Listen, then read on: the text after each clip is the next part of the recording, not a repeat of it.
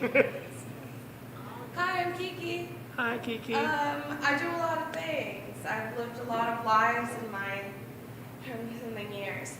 And one of the things that I do is I hang out with middle schoolers. I am broadening the minds of our youth and really just telling them to sit the fuck down and do their work. But then this is my first year doing this job, telling kids, no, it's not. I did it for 4 years. I was a nanny, but like in the public school where you can't like flick a kid in the ear and tell them to shut up. So I was learning how to be like a professional babysitter, you know? And in the process, it's hard, first of all. And in the process, I found that I was writing a lot about like dealing with students.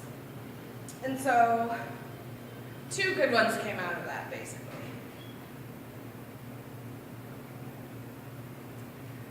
I unravel like yarn from your fingertips. My end catches fire, lit from the match of your words. A ticking time bomb. The flame reaches the ball of my heart and sets it ablaze. It eats me away, and I'm reduced to snowflakes of ash, dissolving on your tongue. So basically, there was this one girl, hated me for no reason. You know when there's just like that one person that hates you for no reason? And every time I would walk into the room, it's an audible, ugh! Right? That's so, like that energy that catches you immediately when you walk in the room, and I just couldn't solve it. Every time she would talk to me, it was like fire was coming out of her mouth. I can't. I shouldn't focus on what was, what could be for us. Our time has passed before we even knew. Our line in the sand is clear, the river parted. I guide others than you to the land promised to you by someone else. I basically couldn't help her. She's an 8th grader, right? She's gonna be long gone. She will never understand how infinitely cool I am. But the 3rd graders that I work with that give me so much joy, like they're only understanding how awesome Miss Kiki is. And I think that's the most rewarding part of this job, is that like, if one kid from my EDL class after school remembers me for like telling them not to burn the house down while I go pee, like that's what I live for. So in the process of me starting this new job, right, I also broke up with my best friend. Oh.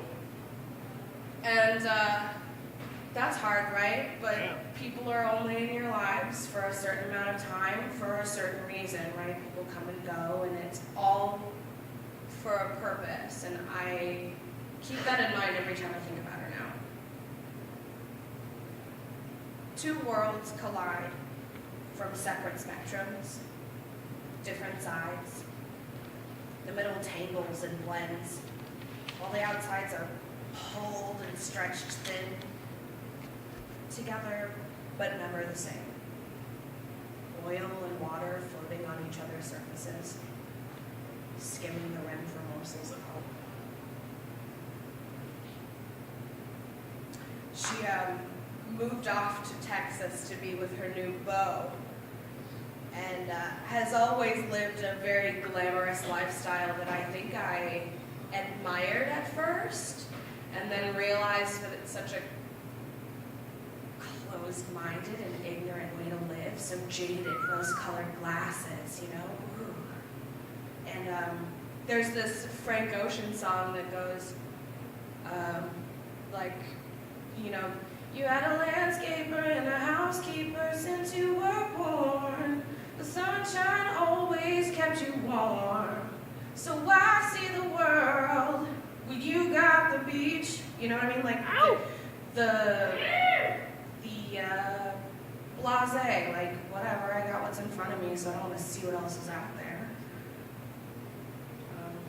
So why see the world when you've got the beach? trying to keep the things you've known your whole life in your reach, never floating, never falling, always answering the simplest calling because you've never known hurt or harm, and the sunshine always kept you warm. So why see the world when you got the beach? Don't know why see the world when you got the beach. So after I broke up with my best friend, I sort of moved closer to the people that I love the most, and one of those people naturally is my boyfriend of 5 years on April 16th. Woo! Yeah. It's awesome when you commit to it. And I am getting more involved with his family because that's what you do when you commit to somebody for your life. And his mother, an incredible woman, is very heavily involved in the Temple Zion Synagogue. And we went on an incredible civil rights journey with a whole bunch of old white Jews. And at the end of it, right, it's incredible. All these old people that were like really for it when it was happening were like, I just want to see the other side of it. Like, I just saw the news, and now I'm going to really be in the thick of it. And I think they were expecting this like real black experience, but really what they got was like a lot of shit in their face that they didn't want. And it was a really heavy trip, but in the end of it, I came out like a really incredible changed educator. But the journey getting there was hard because I felt like I was on my own a lot. I was the only person of color with a whole bunch of old white Jews. So we were similar but different. Yeah.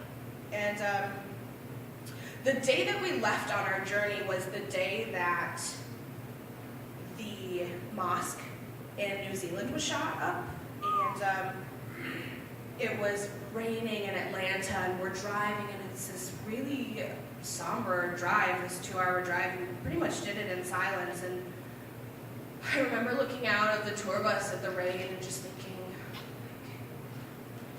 the earth is crying right now for these lost lives. The earth is crying, lamenting those dying. Rain falls like teardrops down the face of our mother, grieving those lost by the hands of another. Dark are the days and heavy the hearts of lovers and families torn apart. Loving harder, holding tighter than before, searching for answers to the questions that are at our core. So that's the first day, right? Really, really somber. We ended up seeing a lot of other heavy stuff. And that night, we went to a really great synagogue where we were welcomed with open arms by everybody there. And at the end of our visit at this synagogue, after a really traumatic day for me, I would say, we are visiting with everybody, and a woman comes up to me and just stretches out her hand and grabs a fluff full of my head. And I'm sure most of you know by now that like you're not allowed to touch other people's, like you just shouldn't touch anybody's, you shouldn't go in anybody's bubble. And I was really distraught and triggered, you could say, by this, and this came out of it. My crown is not a spectacle. I know the shape of my fro is impeccable, but who the fuck do you think you are stepping to me, hand stretched out like this is a fucking petting zoo? Woo! Love you. So much, Kiki. Wow, I thought I had one more, but I'm gonna leave you with don't touch my fucking hair. Thanks a lot.